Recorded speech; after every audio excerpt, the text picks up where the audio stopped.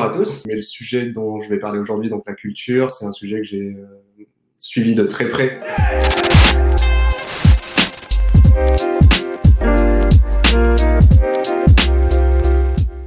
Du coup, je me présente rapidement. Donc, moi, je suis donc Johan, directeur marketing de Comet depuis 3 ans. Donc, Comet que j'ai rejoint au lancement de l'entreprise donc en janvier 2017. Avant ça, j'ai travaillé pendant 3 ans dans une société qui s'appelle une autre startup qui s'appelle WeThings.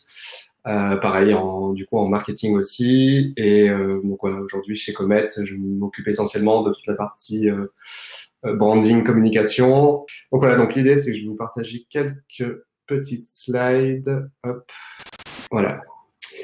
Donc aujourd'hui, je vais vous parler essentiellement donc de culture et de surtout comment faire évoluer sa culture, ou en tout cas comment l'enrichir et la solidifier pendant des périodes de crise, donc comme on est en train de vivre aujourd'hui. Donc vous allez voir, tout va être vraiment lié autour il va y avoir plusieurs piliers, donc le télétravail, la culture et surtout tout ce qui est routine et culture de l'écrit, parce que voilà, c'est hyper important quand on est à la distance, quoi. Rapidement, je vais vous présenter vite fait Comet, comme ça vous allez comprendre qu'est-ce qu'on fait. Rapidement, Comet, donc c'est une société qui met en relation des freelances, donc dans la tech, donc dans l'IT, avec des grands groupes. Donc ça, c'est ce qu'on fait aujourd'hui. La vision, par contre, est quand même beaucoup plus forte et beaucoup plus lointaine. En fait, notre but, notre vision, notre mission, un peu, c'est de changer nos façons de travailler, donc d'améliorer le monde du travail au sens large. Donc c'est pour ça que tout ce qui tourne autour de nouvelles organisations, télétravail, freelancing, etc., ce sont des sujets qui nous intéressent beaucoup et qu'on a pas mal creusé. Déjà, ouais, une grosse question, c'est tout le monde se pose la question de qu'est-ce que c'est la culture. Enfin, c'est un mot très abstrait qu'on a du mal à définir souvent. Donc, je pense qu'il existe des centaines de définitions, mais si on veut résumer, ce que disait donc le fondateur de Airbnb, donc Brian Chesky, disait que c'était une façon partagée de faire les choses. Donc, c'est-à-dire, voilà, on est un groupe et on fait les choses d'une certaine façon tous ensemble. Ce que disait aussi une autre personne, donc le professeur Cameron Cepa, il disait que la culture, en fait, c'était défini par qui vous allez recruter, virer ou promouvoir. Donc, en gros, c'est vraiment ça, c'est très lié au recrutement pour lui, parce que oui, en fait, la culture, c'est vraiment les humains, en fait, qui la composent. Et une dernière définition, alors je sais plus qui l'a dit, mais qui est vachement intéressante, c'est que la culture, en fait, c'est ce que les gens font quand il n'y a pas de directives qui sont très claires. Donc c'est vraiment, voilà, imaginons que demain, je suis face à une situation et je dois prendre une décision, je peux pas en parler à mes supérieurs, qu'est-ce que je vais faire? Et donc cette culture, voilà, c'est vraiment ça, qu'est-ce que je vais faire? Est-ce que je vais je sais pas, moi, s'il y a un client qui me dit que voilà, il veut être remboursé et j'ai pas le temps d'en parler à mon supérieur, est-ce que je vais le rembourser? Donc voilà, c'est vraiment tout ça qui crée cette culture. Donc en fait, la crise qu'on est en train de vivre aujourd'hui depuis donc quasiment 2 mois maintenant, c'est que nos entreprises sont en train de devenir des entreprises remote, on dit dans le monde des startups, donc des entreprises qui sont décentralisées, donc qui n'ont pas de bureau, parce que là, en gros, depuis 7 semaines en France ou 8 semaines, je sais plus exactement, mais en fait, voilà, il n'y a plus aucune entreprise qui a des bureaux fixes, sauf ceux qui doivent vraiment y aller, évidemment. Donc, on s'est tous transformés en voilà, ces entreprises remote friendly, comme on dit. Donc, rapidement, qu'est-ce que ça veut dire le remote? Déjà, c'est une définition qu'il faut éclaircir. Souvent, les gens pensent que voilà, le remote, c'est un peu comme ce petit astronaute là, c'est être isolé chez soi, loin de ses collègues et perdu sans trop savoir quoi faire. En fait, le remote, c'est pas du tout ça si on arrive bien à le gérer. Et en fait, je pense que la crise qu'on est en train de vivre, ça va aider les entreprises justement à renforcer leur culture pour en faire en sorte que le télétravail soit beaucoup plus présent. Donc rapidement, il y a plusieurs types de télétravail. Le premier, c'est ce qu'on appelle le full remote, c'est-à-dire que c'est un peu ce qu'on est en train de vivre pour beaucoup d'entreprises aujourd'hui, il n'y a pas de bureau du tout. C'est juste que tout le monde travaille de chez soi, dans coworking space, donc peu importe, mais qui n'a pas de lieu physique. Ensuite, il y a des entreprises qui sont remote friendly, donc c'est ce que nous étions avant la crise avec Comet. C'est-à-dire qu'on avait à peu près 20 à 25% de nos employés qui étaient en télétravail. Donc, à Bordeaux, en Corse, en Belgique, donc un peu partout, sur le même fuseau horaire, mais un peu partout en France et pays proches. Et donc, et on avait des bureaux quand même. Donc, on avait 25% de la team en télétravail complet et 75% qui étaient à Paris, mais qui faisaient aussi du télétravail régulièrement. Donc, moi, par exemple, je suis à Paris, donc à côté des bureaux, ça m'arrivait d'aller au travail le matin, puis de retourner l'après-midi chez moi pour travailler parce que je devais travailler sur des choses beaucoup plus, qui demandaient plus de calme, etc., d'attention. Donc voilà. Et ensuite, le dernier, c'est donc les entreprises qu'on appelle remote first. Donc, c'est-à-dire, c'est des boîtes qui se sont créées sans bureau dès le début. Donc ces boîtes-là sont, par exemple, si je me trompe pas, Buffer n'a jamais eu de bureau, ou Zapier, qui est une autre startup américaine, n'a jamais eu de bureau. Donc, on peut être remote first, puis après avoir des bureaux. Donc voilà, on peut mixer un peu tous ces méthodes, tous ces modes de télétravail au cours de la vie d'une entreprise, en fait.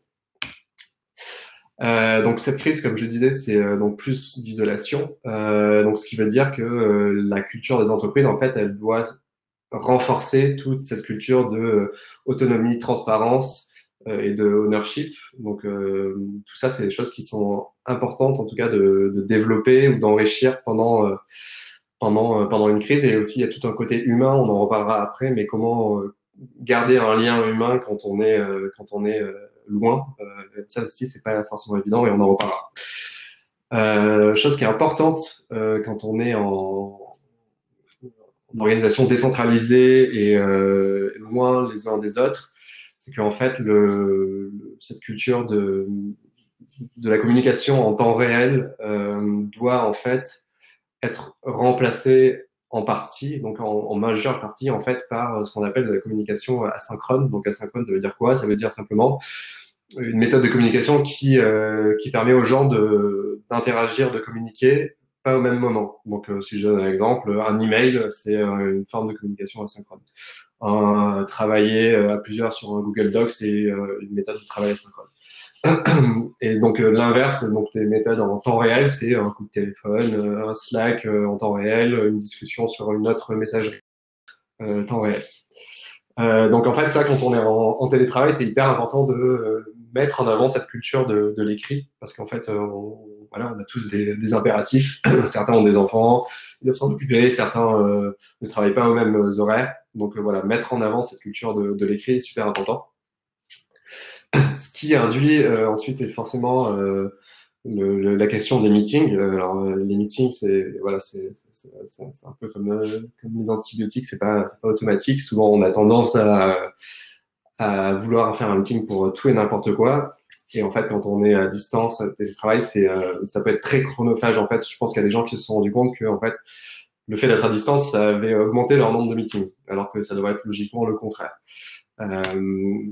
Nous, les questions qu'on se pose en général chez Comet avant de faire un meeting, c'est déjà est-ce qu'il peut être remplacé par du texte, par du coup ce que je disais juste avant, cette communication asynchrone. Alors ça peut être un email, ça peut être un Google Doc, ça peut être certains utilisent des outils spécialisés comme Notion ou GitLab ou GitHub. Déjà c'est ça la question. Par exemple, il y a des entreprises comme Alan qui ont complètement en fait tué les meetings. Donc eux ne font plus que des meetings virtuels entre guillemets sur des outils. Donc c'est-à-dire que voilà, moi je vais créer un document écrit et ensuite les gens vont pouvoir participer et à la fin je serai le seul décisionnaire de la décision à la fin en ayant pris tous les inputs des différentes personnes. La deuxième question c'est si vraiment vous devez faire un meeting, c'est est-ce que je dois vraiment inviter cette personne?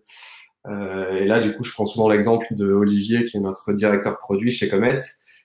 Qui, quand il est arrivé, il a dit voilà, ne m'invitez pas à tous les meetings, dites-vous si jamais j'étais malade, est-ce que vous feriez quand même ce meeting? Si la réponse est non, alors du coup, vous devez vraiment m'inviter. Et si la réponse est non, on ferait quand même le meeting, enfin oui, on ferait quand même le meeting, alors est-ce que je dois vraiment venir? C'est une vraie question. Et donc, si vraiment les meetings sont 100% nécessaires, ce qui est important pour les rendre un peu plus efficaces, c'est vraiment d'envoyer en amont ben voilà, de quoi on va parler, quel est le contexte, si je dois savoir avant d'être dans le meeting, si je dois être au courant de certaines choses, est-ce que voilà, l'écrire dans ce qu'on appelle nous un pré-read. Ensuite, pendant le meeting, donc prendre des notes et partager ces notes. Donc ça peut être avec les employés, avec toute la team, avec d'autres employés qui c'était pas forcément nécessaire qu'ils soient dans le meeting, mais c'est important qu'ils soient au courant de ce qui se passe. Donc voilà, donc toujours garder un peu cette culture de l'écrit, même si on fait des meetings en temps réel. Ce que je disais là, c'est donc par exemple si je prends Alan, donc c'est une entreprise. Alors eux sont pas en 100% en télétravail, mais par contre ils ne font pas de meeting. Et en fait, ils sont réputés pour avoir une prise de décision très efficace. Donc c'est-à-dire que c'est ce que je dis ici, c'est que le long form, dans ce qu'on appelle les textes un peu longs où on définit le contexte, pourquoi on veut prendre des décisions, qu'est-ce que on préconise, etc. est souvent supérieur en efficacité à un chat rapide ou une réunion de une demi-heure. Donc eux peuvent mettre plusieurs jours pour prendre une décision, mais à la fin la décision ce sera sûrement la décision la plus efficace parce qu'ils vont avoir des dizaines d'employés qui vont participer. Et à la fin, ils ont cette forme de ownership où en fait, c'est la personne qui a lancé ce meeting virtuel qui va prendre la décision par rapport à tous les inputs qu'il a eu des autres personnes. Ensuite, ce qui est important, c'est que voilà, là, nous sommes voilà décentralisés tous à la maison, être en télétravail, tout ça. Ce que je disais, ça ne veut pas être un peu comme cet astronaute que je vous montrais au début. Ça ne veut pas dire ne pas être humain. Donc, ce côté asynchrone et écrit ne veut pas dire enlever toute la partie humaine. Donc, par exemple, nous, chez Comet, ce qu'on fait, c'est que voilà, même ceux qui sont en télétravail, tous les vendredis, donc les open mics, qui sont en gros 1 heure et demie, où on va se réunir tous ensemble et discuter de un peu tout et n'importe quoi. Ça peut être soit lié au travail, soit pas du tout. Ça peut être voilà, raconter, je sais pas moi, un projet qu'on a lancé, vraiment un film qu'on a vu. Donc c'était vraiment des temps libres qu'on faisait avec l'équipe marketing. Ensuite, ce qu'on a mis en place très tôt chez Comet et qui est vachement utile et que là on a renforcé pendant la crise, c'est justement alors nous on appelle ça les donuts. C'est en gros des meetings aléatoires avec une autre personne de l'équipe. Donc on utilise une application sur Slack, mais ça peut être tout simplement une fonction random sur une feuille Excel. Et donc ça permet de garder le lien avec d'autres membres de l'équipe qui sont pas forcément des personnes avec qui on parlerait tous les jours. Donc ça, on l'a renforcé, on en fait 3 par semaine aujourd'hui au lieu de 1 par semaine avant la crise. Donc ça montre que voilà, on s'est un peu éloigné de façon physique, mais par contre, on a conservé des liens avec voilà des coups de téléphone, ça peut être des visioconférences ou autres, pour justement garder le lien avec la team. On a aussi mis en place un autre outil donc, qui s'appelle Discord là pendant la crise. Donc c'est un outil un peu comme Slack. Donc c'est un outil en fait qui était utilisé plutôt par les gamers donc pour faire de la conversation par la voix en temps réel. Donc ça permet de recréer un peu cet effet machine à café ou bruit de couloir, parler avec son collègue voilà en face de la machine à café. Donc ça on l'a mis en place très rapidement, donc la première semaine après le confinement. Ce qu'on a mis en place aussi, c'est ce qu'on appelle One Memory a Day. Donc c'est en gros chaque jour, quelqu'un va partager sur notre Slack, donc notre messagerie en interne, un souvenir qu'il a eu avec l'équipe. Donc voilà, moi par exemple, j'ai partagé un souvenir d'un premier séminaire qu'on avait fait où on était encore 5 employés versus 60 aujourd'hui, dans une petite ferme en Normandie. Donc voilà, j'ai rappelé un peu ces bons souvenirs. Et donc tous les jours, on partage ça. Donc encore une fois, ça permet de conserver un peu cette culture et de la renforcer. En fait.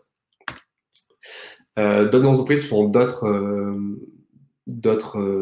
ont mis en place d'autres méthodes, d'autres process, d'autres organisations. Donc par exemple, chez Front, ce qu'ils font, ce qui était assez drôle, ils ont sorti un médium sur ça et tous les vendredis soirs, ils font ce qu'ils appellent le Skincare Fridays. Donc, en gros, ils se retrouvent tous et ils font un soin du visage et ils discutent voilà, de tout et n'importe quoi. Et donc, ils ont mis en place ils ont mis en place ça récemment, donc du coup pendant la crise Covid.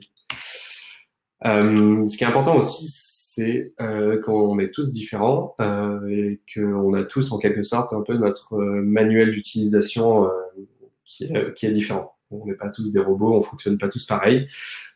Donc chez Comet, donc avant la crise, et là c'est encore plus important, on a mis en place ce qu'on appelle les user guides.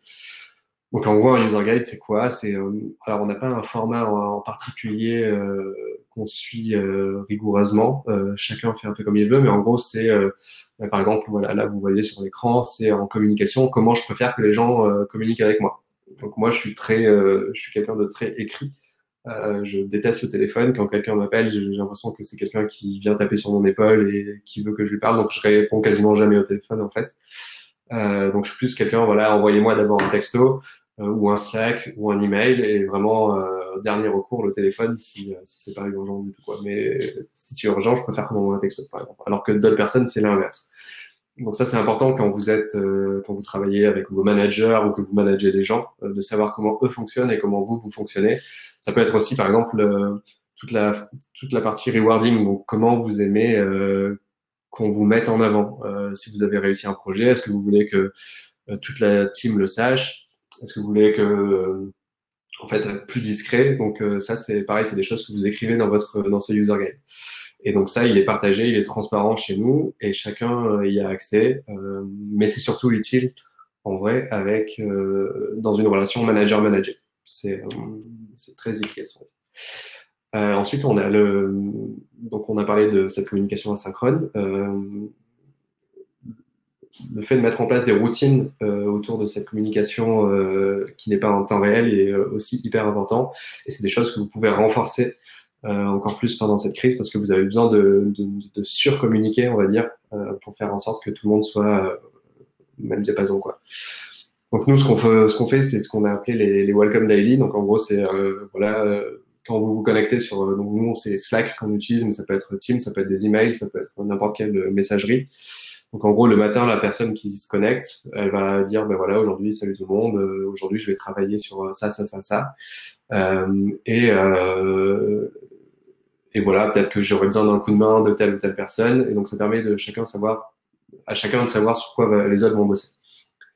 Ensuite, on a mis en place ce qu'on appelle donc les 3 P. Donc les 3 P, ça veut dire donc progress, plan et problème. Donc progrès, ça, en gros, les 3 P, on l'écrit en fin de semaine et on le partage avec toute la team. Donc ça peut être toute l'entreprise, ça peut être seulement son équipe. Alan, par exemple, ils utilisent une autre forme, donc eux, c'est HPFO. Alors, je sais plus qu'est-ce que ça veut dire, mais par exemple, chez eux, c'est partagé avec toute l'équipe. Donc, vous pouvez lire vraiment tout le HPFO de toute l'entreprise. Je sais pas s'ils le font toujours. Mais en gros, voilà. Donc, les 3 P, c'est vous partagez les progrès de la semaine, qu'est-ce que vous avez fait. Le plan, donc c'est qu'est-ce que vous allez faire la semaine prochaine. Et les problèmes, s'il y en a eu, ben voilà, je sais pas, moi, j'ai pas pu lancer tel projet pour telle et telle raison parce que je suis bloqué. Donc, ça permet à tout le monde de savoir où ça en est. Ensuite, en milieu de semaine, on fait une review de ces 3 P. Donc ça, nous, on le fait sur Slack. Les 3 P, on le faisait sur Notion et le midweek review, on le fait sur Slack directement. Donc on dit un peu où on en est de nos 3 P. Et finalement, c'est ce que je disais juste avant. Quand on est en période de crise, en fait, il faut pas avoir peur de surcommuniquer, donc de communiquer même plus que ce qu'il ne faut, parce qu'on a tendance, quand on est éloigné physiquement, justement d'oublier qu'il y a d'autres personnes et que du coup ils sont peut-être pas au courant des choses qu'on connaît nous. Donc c'est important de surcommuniquer. Par exemple chez Front, donc ils ont eux ce qu'ils appellent le weather report, donc la météo, qui partageaient avant qui partageaient seulement avec leur équipe marketing et des commerciaux, je crois. Et maintenant qui est partagé avec toute l'équipe, donc 100% de l'équipe. Donc en gros là, eux leur weather report, c'était plus la partie business, donc voilà les nouvelles entreprises qu'ils ont signées, celles qu'ils ont perdues, etc. Finalement, ce qui est super important, encore une fois, et c'est quelque chose de peut-être qu'on peut prendre le temps de mettre en place quand on est comme ça en confinement, à distance, en télétravail, c'est donc ce que moi j'appelle la théorie du bus. En gros, c'est une théorie qui dit que si moi demain je quitte Comet par exemple, ou si je me fais renverser par un bus, c'est ça l'image en fait, Est-ce que le savoir que j'ai accumulé pour commettre, il disparaît ou pas? Il y a beaucoup de boîtes où en fait le savoir existe dans la tête des gens et il n'est pas documenté. Et ça peut être vite problématique quand on a des turnovers dans les boîtes aujourd'hui qui sont de 2-3 ans. Un employé en moyenne en France, il reste 2 à 3 ans maximum dans la même entreprise. Donc vous imaginez à quel point, si jamais il met pas, on documente pas ce qui s'est fait avec cet employé, bah, est-ce que voilà, ça va pas disparaître? Donc documenter, ça veut pas dire, c'est loin de dire on va fliquer les gens et ils vont tout noter. Donc l'idée c'est juste de dire ok, par exemple, je sais pas, moi chez Comet, j'ai lancé une nouvelle campagne Facebook, donc je vais documenter comment j'ai fait, qu'est-ce que j'ai fait, quelles étaient mes hypothèses, quels étaient les résultats, qu'est-ce que je conseille aux gens de faire, etc. Donc et ça permet à la fin de donc c'est ce que je dis ici, c'est que le savoir, c'est un peu le pouvoir. C'est important de documenter, de centraliser et de du coup augmenter la transparence de tout ce qu'on fait dans l'entreprise en construisant en gros ce qu'on appelle donc un playbook. Donc le playbook, pour ceux qui connaissent un peu le football américain, c'est ces bouquins qui sont détenus par les coachs de football américain, où en gros ils vont déterminer dans cette bible en gros toutes les stratégies possibles et imaginables qu'ils ont essayé, qu'ils ont testé. Et par exemple, je sais pas moi, le coach de l'équipe de New York sait que face à l'équipe de Boston, il faut qu'il utilise plutôt plutôt cette stratégie plutôt qu'une autre parce qu'il aura déjà testé avant, donc il documente vraiment tout. Et donc ça, l'idée, c'est de faire la même chose au niveau d'une équipe. Enfin, on peut le faire au niveau individuel. Moi, en tant qu'individu, je vais documenter tout ce que je fais. Ça peut être au niveau d'une équipe. L'équipe marketing va documenter tout ce qu'elle fait. Ça peut être au niveau de l'entreprise. L'entreprise va documenter tous les process, etc. Donc ça, je pense que c'est quelque chose d'important et à surligner encore plus en période de crise et encore plus quand on est en mode décentralisé à distance. Finalement, je sais pas si c'est finalement, je sais plus combien de points j'avais exactement, mais ce qui est important, c'est de ne pas, en période de crise, de ne pas avoir tendance à micromanager. J'ai vu passer sur Twitter ou sur Instagram des pubs pour des logiciels qui, en gros, sont des logiciels que les employeurs peuvent installer sur l'ordinateur. C'est assez horrible. Qui peuvent installer sur l'ordinateur de nos employés, des employés et qui vont prendre des photos à la fois de ce qui se passe sur l'écran de l'employé, mais aussi de savoir s'il y a un employé devant l'ordinateur pour en gros fliquer ce qui se passe. Donc ça, je pense que c'est l'opposé de ce qu'il faut faire. C'est vraiment infantiliser les gens je pense que s'il y a des gens qui travaillent pour des entreprises comme ça, il faut partir assez rapidement. Donc l'idée, c'est pas de micromanager justement, c'est plutôt le contraire, c'est de donner encore plus d'autonomie en déterminant des objectifs qui soient clairs, transparents, qui soit compréhensible par tous. Donc nous, en fait, on a mis en place chez Comet, et il y a d'autres entreprises qui le font. Encore une fois, Alan le fait, beaucoup de startups le font, et pas que des startups. Des centaines de boîtes qui utilisent. Par exemple, ça a été lancé, la méthode des OKR, ça a été lancé chez Intel, si je ne me trompe pas, dans les années 80, dans ces eaux-là. Donc OKR, ça veut dire quoi? Donc ça veut dire Objectives and Key Results. Donc en gros, l'idée, c'est que l'entreprise va déterminer pour un trimestre, 6 mois ou un an, ça peut être, c'est au choix. Nous, on le fait au trimestre. Donc l'entreprise va déterminer au trimestre quels sont son objectif ou ses deux objectifs principaux, rarement plus, sinon on se perd. Et quels vont être les key results qui vont nous permettre d'atteindre ces objectifs. Donc en gros, un objectif, il doit être inspirant. Ça peut être, je sais pas moi, on veut conquérir le marché américain.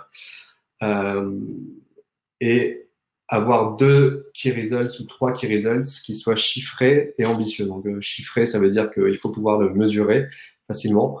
Et ambitieux, ça veut dire qu'il ne faut pas que ce soit simple à atteindre. Donc il y a des gens qui disent que atteindre 75% d'un key result, c'est l'avoir réussi. Certains c'est 80%, d'autres c'est 90%, donc peu importe, mais l'idée c'est qu'il faut qu'ils soient ambitieux. Donc par exemple, sur l'exemple dont je vous parlais à l'instant, conquérir le marché américain, un des key results, ça peut être mettre en place une équipe de 40 commerciaux sur place. Donc voilà, vous voyez que le chiffre, il est ambitieux, donc ça veut dire recruter 40 personnes sur un trimestre, ça peut être beaucoup. Et il est mesurable, donc c'est 40 personnes. Donc voilà, l'objectif, c'est ça. Et ensuite, on redescend d'une échelle et on va dire quels sont les OKR de l'équipe du département marketing, du département sales, des RH, etc. Et donc, eux vont déterminer leurs objectifs et leurs key results qui vont permettre à l'entreprise d'atteindre ces OKR. Donc, en fait, tous les OKR sont liés. L'objectif de l'équipe marketing doit être relié avec l'objectif de l'entreprise. Et ensuite, on redescend encore plus bas. C'est-à-dire que chaque individu va déterminer ses propres OKR qui, eux, doivent être liés aux OKR du département. Donc, en gros, c'est moi, j'ai mes OKR qui doivent permettre à l'équipe marketing d'atteindre ces OKR, et l'équipe marketing a en fait des OKR qui doivent permettre à la boîte, dans sa globalité, d'atteindre ses objectifs. Donc ça, en gros, ça permet d'avoir, je vous montre en gros à quoi ça ressemble, mais c'est assez simple. Nous, on le faisait au début sur un fichier Excel, enfin sur Google Sheet. Et donc l'idée, c'était simplement de le partager avec toute la boîte. Donc aujourd'hui, on utilise un autre outil qui s'appelle 15Five. Il y a d'autres outils français qui existent. Donc si vous tapez OKR sur Google, vous allez trouver comment le faire. Mais nous, on avait pendant 2 ans, on a eu une simple spreadsheet et ça fonctionnait très bien. Et donc voilà, on pouvait voir quels étaient les OKR de chaque équipe, de chaque individu, pour voir ce qu'ils faisaient. Donc ça, en gros, ça permet, moi, en tant que manager, de savoir un peu où en est l'équipe. Ça permet à l'individu d'être guidé par ça. Il va dire, OK, ce trimestre, ben voilà, mes objectifs, c'est ça et ça. Je vais me focaliser sur ça et ça. Donc ça permet justement de donner beaucoup plus d'autonomie et de transparence. Et finalement, je voulais terminer parce que j'avais partagé il y a quelques temps, donc j'avais fait un Notion. Donc ceux qui connaissent pas Notion, c'est un outil qui permet de documenter, on va dire, de créer des sortes de wiki. Et j'en avais fait un sur la culture. Donc si c'est un sujet qui vous intéresse, aujourd'hui on a parlé culture et télétravail, culture de l'écrit et tout ça, mais le sujet global, donc qui est la culture, est beaucoup plus complexe et nuancé. Et donc si vous allez si vous tapez donc dans votre barre de recherche donc bit.ly/culture-notion, vous devriez tomber sur voilà une librairie avec plein d'articles, nous comment on a mis en place notre culture, qu'est-ce qu'on fait, etc. Et si vous voulez me contacter, pas de souci, il y a mon email, vous pouvez me trouver sur LinkedIn, sur Twitter. Si vous avez des questions, n'hésitez pas. Et voilà, et sinon, voilà, j'espère que... Ah oui, si, quelque chose qu'on a mis en place récemment et qui peut vous être utile. On a mis en place avec Comet, donc ce qu'on a appelé des office hours, où en gros, on propose aux gens de booker des créneaux avec nous, donc des calls, pour parler d'un sujet en particulier. Si vous voulez accéder à ça, faites-moi un petit mail et je vous montrerai, parce que par exemple, vous pouvez booker un créneau avec Virgile, qui est notre DRH, et qui a beaucoup travaillé sur la culture, ou avec Olivier, qui est notre directeur produit. Et si vous avez des questions sur l'organisation d'une équipe produit pendant la crise, tout ça, voilà, on peut vous aider via 15 minutes au téléphone ou une demi-heure. Donc voilà, j'espère que ça vous a appris des choses et je vous souhaite bon courage pour la suite. Merci, au revoir.